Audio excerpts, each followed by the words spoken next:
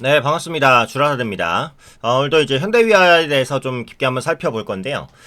전에 이런 말씀을 드렸죠. 기본적으로 이제 현대위아가 그동안 저평가 받을 수밖에 없었던 이유는 시장에서 자동차 부품주로 평가를 하고 있었기 때문이다 라는 말씀을 꾸준하게 좀 드려왔습니다. 그래서 이게 그 섹터 구분이 진짜 엄청나게 중요해요. 섹터 구분이. 그러니까 섹터 구분을 볼 때 기본적으로 이제 그 분류가 돼 있잖아요. 이 분류를 볼 때 코스피 운송 장비 부품, 자동차 부품으로 지금 분류가 돼 있잖아요.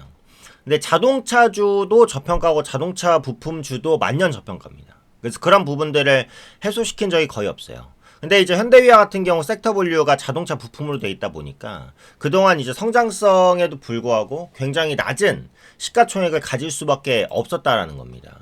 그러니까 자동차 부품주 중에서도 실적이 굉장히 안정적으로 나오는 기업이 또 현대위아긴 하거든요. 매년 2천억 정도 영업이익은 꼬박꼬박 챙기고 있어요. 올해는 EPS가 6천원까지 올라갈 것으로 보여지고 있는데 PER 밸류를 봤을 때는 8배, 9배 정도밖에는 안 나오고, 그죠? 낮게는 한 7배 정도까지 나올 수도 있고요. 그만큼 저평가가 돼 있었는데 최근에는 이제 뭐라고요? 방산주로서 완전히 탈바꿈하는 모습이 나타났다라는 말씀을 좀 드렸어요. 특히 최근에 나온 이슈들 보시면 이제 폴란드 방산 전시회에 단독 참가를 합니다. 단독 참가요. 그래서 차 의존도를 줄인다. 자동차 부품주에 대한 매출 비중을 줄이고 방산 부분에 대한 매출 비중을 꾸준하게 키워 나가겠다라는 거예요. 그래서 시작도 방위 사업으로 지형을 넓히고 있다라고 나오죠.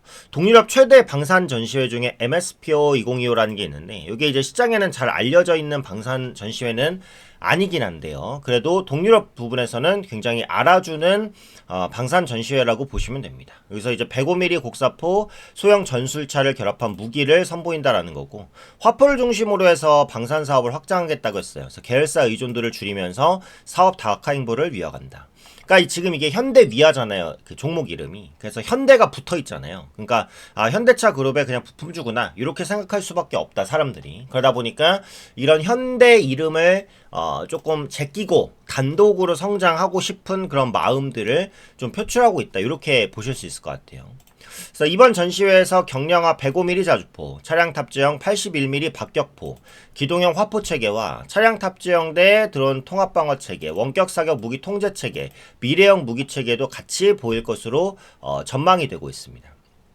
특히 이제 폴란드 같은 경우에는 유럽 지역에서도 그 방산 부분에 투자를 많이 하는 국가로 시장에 좀 알려져 있어요. 그러다 보니까 폴란드를 좀 집중 공략할 수 있다라고 한다면 상당히 의미 있는 매출 개선을 이룰 수 있지 않을까. 이렇게 이제 보는 거죠. 그러니까 폴란드의 레퍼런스를 보면 이제 하나 에어로스페이스가 K9 자주포, 캔데루템은 K2 전차를 공급하는 계약을 체결했고 K2 전차는 무려 1000대를 공급하기로 했습니다. 근데 여기서 중요한 건 현대위아가 국내 유일하게 화포를 제작하는 업체예요. 그래서 K2 전차, K9 자주포에 탑재되는 대구경 화포를 생산하고 있다. 그래서 K2 전차가 일반적으로 좀 글로벌 시장에서 잘 팔리잖아요. 그러면서 현대로템이 많이 주목받았고 네, K2 전차와 K9 자주포에 탑재되는 대규공 화포를 누가 생산해요? 현대위아가 생산하는 거죠. 그럼 쉽게 말하면 결국은 뭐예요? 현대로템의 수주 증가는 현대위아 실적 개선으로 기본적으로 어떻게 연결이 된다라는 겁니다. 이런 연결고리를 잘 생각하셔야 돼요. 그래야 지금 방산주가 굉장히 급등하다가 우크라이나 관련된 러시아 휴전 혹은 종전 이슈로 밀리면 그때 가서 어떤 종목이 바톤을 이어서 올라갈 것이냐 이걸 봐야 되고 그 중에 하나가 바로 뭐라고요? 지금 말씀드리는 현대위아다라는 거죠. 그래서 해외 수출에 적극적으로 나서는 것은 K방산 부분의 호황 그리고 방산 사업을 확장해서 자동차 부품 부분을 조금 줄이려는 그런 액션들이다 라고 보시면 될 것 같아요. 독자적인 목표의 창출. 그러니까 이게 이럴 수밖에 없는 게 수치에서도 나오긴 해요. 그러니까 현대위아 연간 매출 8조 5천억 중에서 자동차 부품 매출은 7조 5천억 거의 다죠. 88%네 90% 육박합니다. 그래서 이런 부분들을 이제 방산으로 돌리려는 시도들을 지금부터 할 거다. 그러면 주가는 미리 반영하는 특성상 어때요? 똑같죠? 네, 똑같이 이번부터 반영이 될 것이다 라는 겁니다. 이게 지금 요즘에 그 현대위아에서도 IR에 많이 신경을 쓰고 있다는 것을 알 수 있어요. 특히 방산 관련된 기사가 특히 많이 나옵니다. 그 말은 우리가 차세대 방산주가 되겠다는 뭐라고요? 네, 의지의 표명이라는 거예요. 그래서 그런 의지의 표명이 있기 때문에 충분히 좋은 모습들을 보여줄 수 있고 실제로 방산 부분에 상당한 매출이 낼 만한 가능성들이 있는데 지금까지는 자동차 부품주에 가려져서 저평가됐다. 그래서 이제는 요런 오명을 딛고 오명까지는 아니지만 저평가를 딛고 자동차 부품주에서 뭐라고요? 방산주로 넘어가려는 이런 액션들 보여주고 있다라는 거고요. 그래서 K방산 열풍에 올라타서 첨단무기 기업으로 부상하고 있다라는 겁니다. 방산 부분의 사업은 이제 특수사업부 매출로 대부분 잡혀요. 그래서 재무제표를 나중에 확인을 하실 때 그 특수사업부 매출 변화를 조금 주목하시면 좀 좋지 않을까. 이렇게 이제 생각을 하는 거고. 기동형 화력체계 제조사로 변신을 꾀한다. 3년간 2%대에 머물렀던 영업이익률 개선을 위한 과감한 선택이다. 그러니까 이게 그 자동차 부품주가 또 단점이 뭐냐면 영업이익률이 낮습니다. 2%면 사실 굉장히 낮은 거죠. 유통주 정도예요. 유통주가 영업이익률이 낮아요. 물건을 이제 떼다 파니까 뭐 당연히 영업이익률이 높을 수는 없겠죠. 근데 비슷하거든요. 그래서 영업이익률이 굉장히 낮아요. 마진을 남기기가 힘들어요.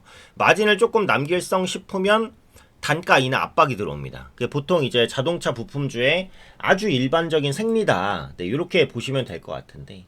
그래서 그런 이제 마진에 대한 압박이라든지 이런 부분들을 벗어나기가 조금 어려워요. 그게 이제 자동차주의 어떻게 보면 좀 특성이다. 네, 이렇게 이제 보실 수밖에는 없을 것 같아요.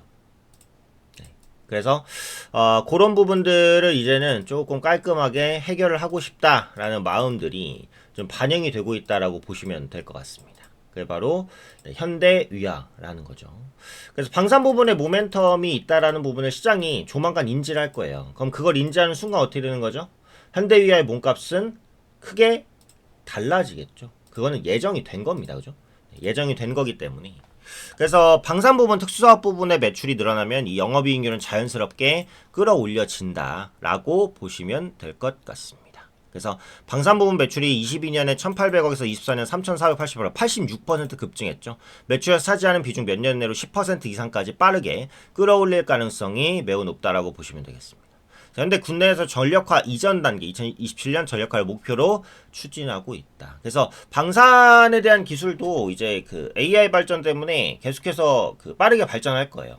그런 부분에 현대위아가 대응을 하겠다라는 의지를 꾸준하게 좀 피력하고 있는 것으로 보셔도 될 것 같습니다. 추가적으로 하나가 더 뭐가 있죠? 네, 열관리, 공조라고 말씀을 드렸어요. 일단 방산이 가장 그 주력할 수 있는 분야고, 그다음에 기본적으로는 이제 그 현대위아가 자동차 부품주잖아요. 그러니까 공조 분야로 갔을 때 시너지를 낼 수 있는 부분이 많아요. 그래서 열관리 사업 부분에 진출하겠다라는 의지를 역시 또 꾸준하게 부각시키고 있다라고 보시면 될 것 같습니다.